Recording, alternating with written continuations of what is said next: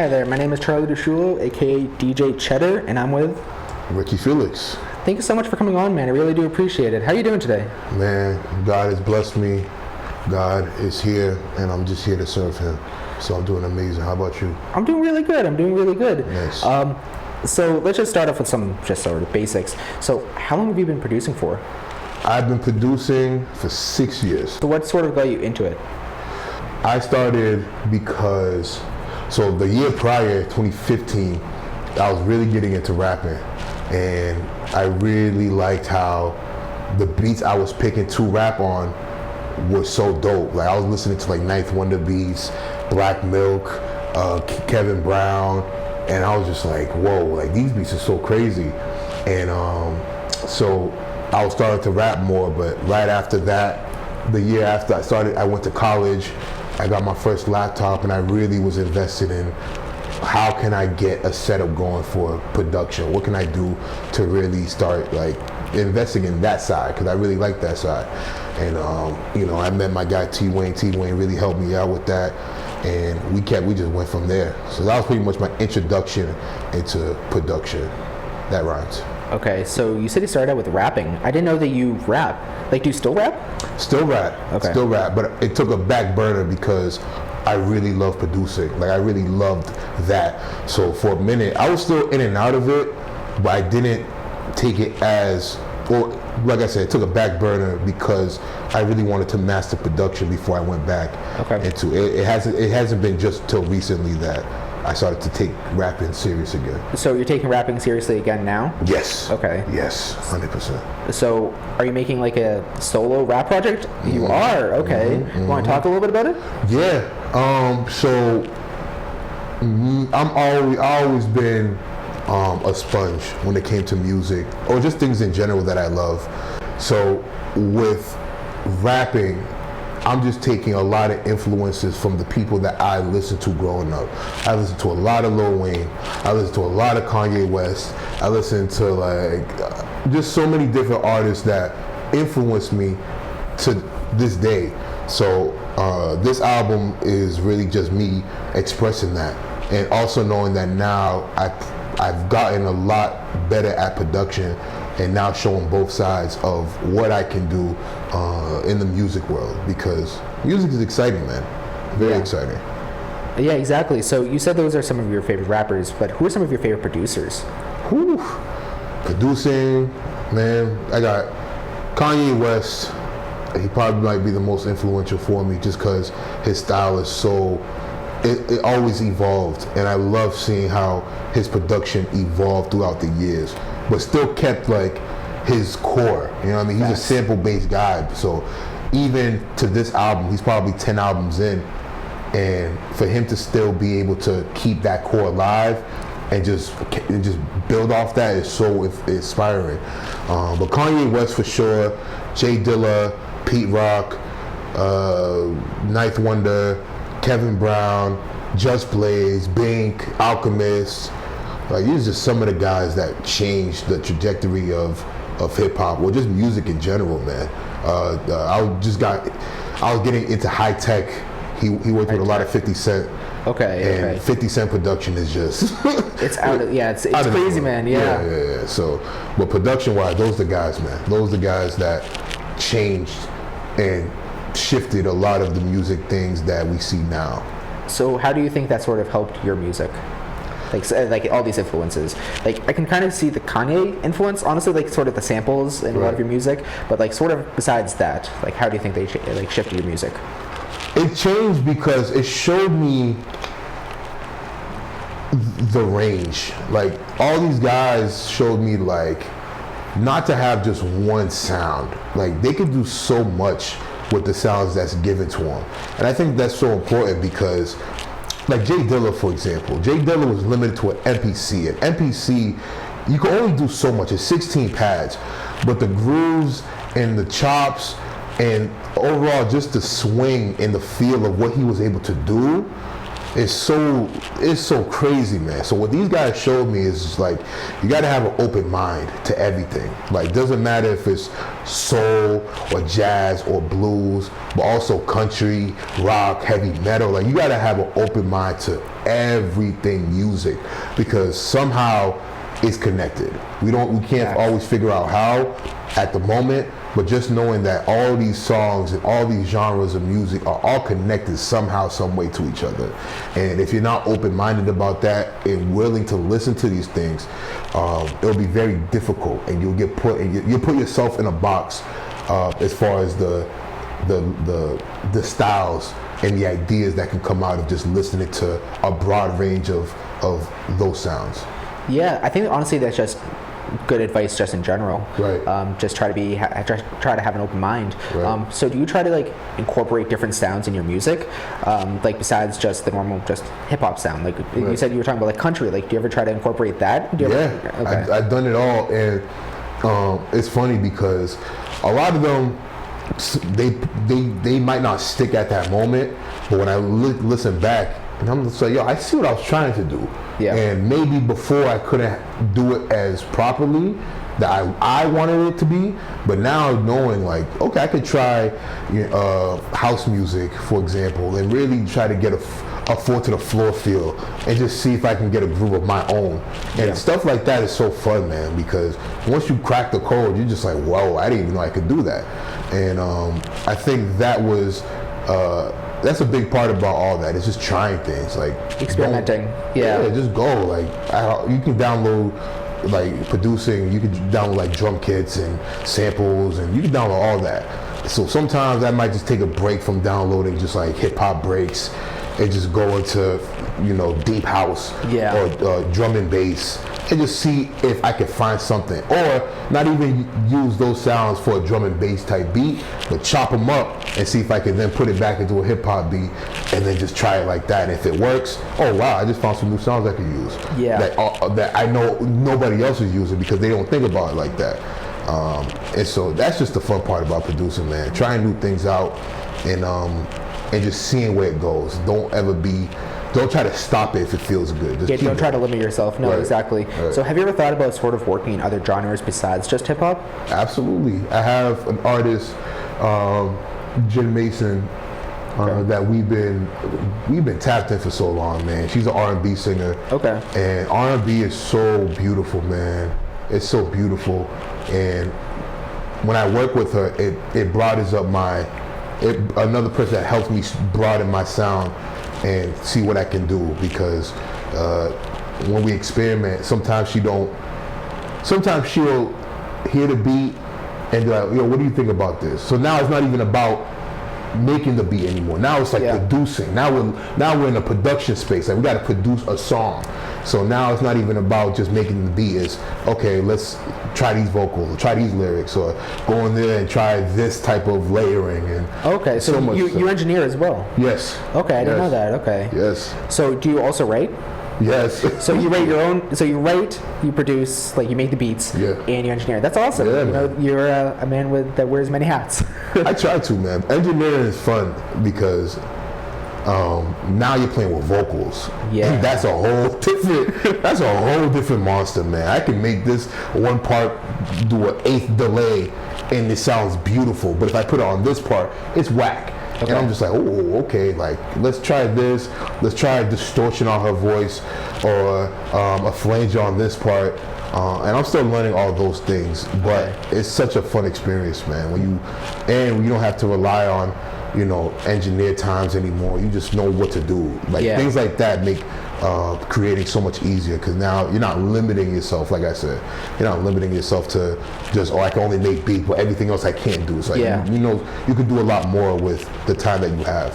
All right, I had a conversation with my friend the other day, and I actually kind of want to know your thoughts, since you are an engineer and a producer. And we were sort of talking about sort of the best producers of all time, and my favorites are sort of more like Madlib, Alchemist, Kanye, and they don't necessarily have producer tags, but my friend's really into like trap, so he knows sort of like Mike Will Made It. Right. And those people do have producer tags. So what are your thoughts on producer tags? You don't have one, do you? I do. But I've been using it less for some reason. There's no particular reason why. So what are your thoughts on them? Do you think art producers should or shouldn't use them? For producers, a tag in this day and age would definitely benefit you, just because it's a lot easier to distinguish yourself when you have a tag. Like Weezy, I wouldn't know how much records this man Weezy has if he didn't put a tag on a lot of them. Exactly, man. And that's when I'm like, man, like tags are important. When people don't have tags, I understand, because tags sometimes don't need to be on a beat. Sometimes you really could just let it be just what it is, and I understand that completely. Or using your style to really distinguish yourself. If you have a distinct sound, sometimes you don't need a tag for it, because people will already know if it's a Ye beat, then that's Ye. Like you all know that. So there's definitely two sides. I don't pick sides, because on that particular, because I understand, I get it. Like a tag is important, and I have a tag. My tag is the Ricky excerpt from Boys in the Hood. And I've been using that since like 2018. And it's dope. I love it. I love my tag. That's good. That's good. You have one that like kind of sticks. Yeah, great. What I think about sort of producers and producer tags is it's kind of like building a brand. Like when you think of Metro Boomin, he's a brand. It's more than just Metro Boomin, the producer. Just looking ahead, let's say 5 years. Where do you want to be? 5 years, I always see myself, whether it's 5, 10, 2, just being the greatest artist. Like, I know what comes with it, and I know what comes with that pressure of being an artist, especially nowadays. But like, I want to make my stamp known, man. I gotta make my, like, if we look through periods of time of like when the sound shifted, there's few artists that's done that. Like the 70s, like Marvin Gaye was one of the pioneers of what the sound is today, and I think that's universally known. And that's where I want to be. I want to be an artist where people ask like, oh, how did this sound change? Like, how did we get to this point? You could look and be like, oh, he did it, Ricky did it. Yeah. And for me, that might take 2 years, that might take 5, 10 years, but regardless of how long it takes, that's the main objective for me, is knowing that when I stepped into the game and when I stepped into music, I had a dealing of shifting it and making it and having my style shift what we know now. Because one is fun, knowing that you play a role in how music is, like that's fun, man. Like, I can only imagine. I say Ye a lot. I'm gonna reference him a lot because a lot of it came from what I seen him do. I've known about Ye since late registration. That's 05. Wow. And I was 6 years old. So seeing all that transgress over the years, it's like, man, you can only take inspiration from this. How do you hope to accomplish that? Like, what steps do you want to take, like in the near future, to accomplish that? Just staying true, man. You got to stay true to your sound. If you know your sound and you know what you like, I think that's where people get music messed up, because they try to stray away so much from what they like. Like, I grew up on hip hop, like boom bap, so I can't leave that. I can't leave that at all. I can only enhance what I've heard. I can't fully remove it. I just want to enhance whatever I liked. Even trap music, like I love trap, but I'm very picky, because I'm like, bro, if we're gonna do trap music, we gotta do it the right way. Yeah. So people like Future, people like 42 Doug, ESTG, like these guys really do this for real. Even from McDonough, Free Wonder, man, like they do this for real, Thug. So for me, it's really just sticking to the roots, but only enhancing it, only building on top of what I already know. I know so much about music, but like I also know what my styles can become. I think the song that best describes or feels like what I'm going to achieve is Lil Haiti. Like Lil Haiti is really like, it's a boom, it's loud, it's just bow, straight to your face. And that's exactly what I'm trying to depict with my music. VB is dropping. Yes, we are. Yeah, so you were talking sort of about elevating your sound and sort of pushing forward. Mm-hmm. So can you just talk about how you're doing that on this newest album, or if you're doing it on this newest album? Yeah. This album, this came from studying and learning. I think all of us went through the studying and learning process, because with studying music as a whole, you have to study, you have to learn, and you have to like get a lot of information and understand certain things about it if you want to do the best thing for yourself with music. So I think we went through a lot of learning and a lot of understanding, not only of music but one another and how we operate together, because we're very individual artists, and we've been pushing for that, like individual, like what do you sound like by yourself? We want to make sure you have your sound, you have your sound, you have your sound. But how will it sound if we all come back together? Because we weren't really making music after tour officially ended October, so we didn't really make too much music with each other after that. We was really focused on like our albums, people's individual bodies. But coming back around, the sound elevated. I can say that for sure. Okay. The lyrics elevated. The flows elevated. Everything elevated. And we go into production. I think we really nailed the Brockton sound with this one. I think we really nailed it. Like this one could be like, oh, if you want the blueprint to what Brockton music sounds like, here. This is what it looks like. And on my end specifically, I tried playing with so much sounds, man. So many sounds, man. Sampling, using my very beginner level music theory to try to get some piano sounds going. Just so many new things, man. So many new things. But I think overall, we pretty much mastered the Brockton sound. What does that sound like? And that's what this album is gonna foretell, because it's just a lot of growth that came through that.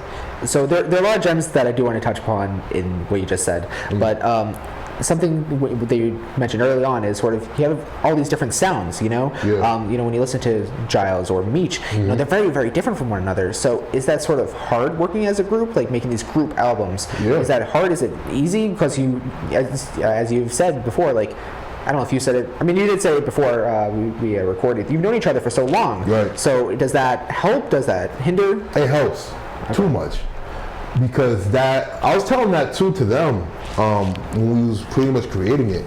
It's like, when you have artists coming out and they have a song that really hits the people, like it's a big record, you're kind of known for that sound. Yeah. And you're kind of known for just like, that's you. And anything else after that, people could really be like iffy about. And I was using the example, and they might destroy me for this, but Uzi, right? Yeah. Uzi came in, his sound. That's his sound. When he tried to do something with like Demon High, that was a single he dropped a few months back. Yeah. It was like, But with us, it's because like we have so many sounds, and we have all these people with their sound. It helps because now when you put it all together over beats that are recognizable, it's not like Giles' sound cannot mesh with Meech anymore. Yeah. Like they know they can swap words whenever they want. Of course. And I think that's the best part, is because like I said, we're students of the game.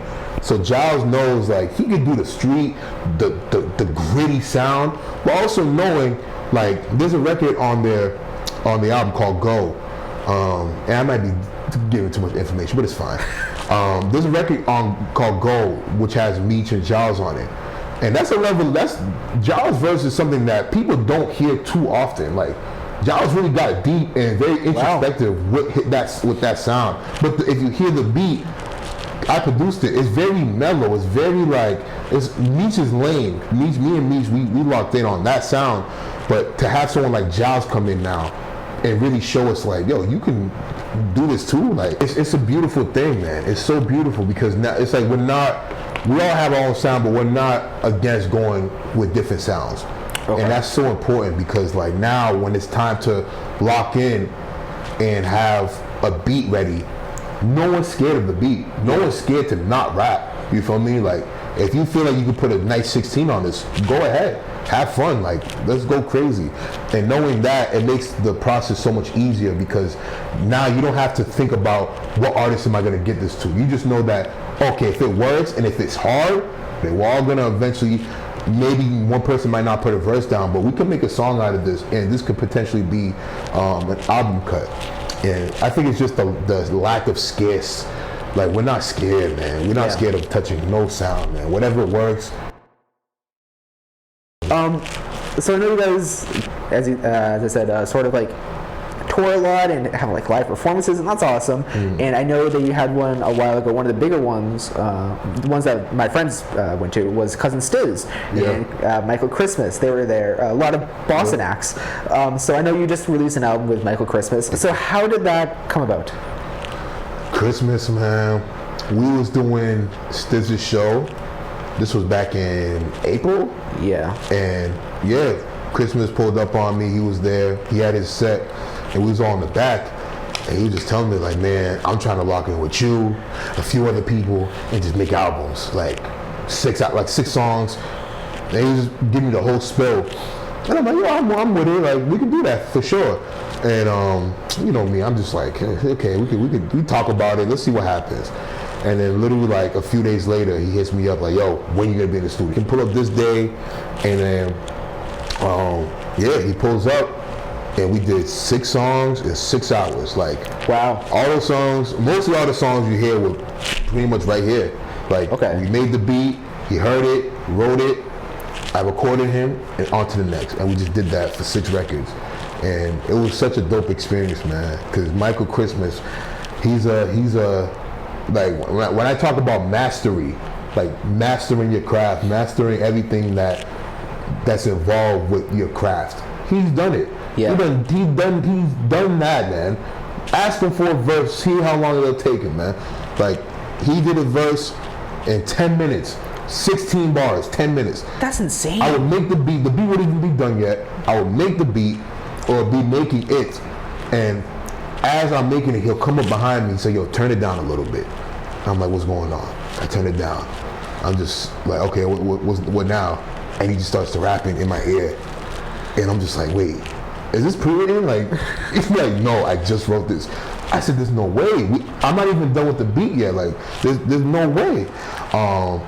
But that was such a beautiful process, because he showed me just about like having fun, man, more than anything. Just have fun. So it was a fun session? It was so fun, man. Like, listening to I have a video on my IG of us like jamming to Clutch Sports. And I'm just like, bro, that was me generally just having fun. Because we made that song in like 30 minutes, and we're just jamming to it right after. Like, that's fun to me. And that was such a good experience, because it was just a lot of overthinking out the window. Yeah. Like, a lot of those, the thoughts, the doubts just go out the window when you're working that fast.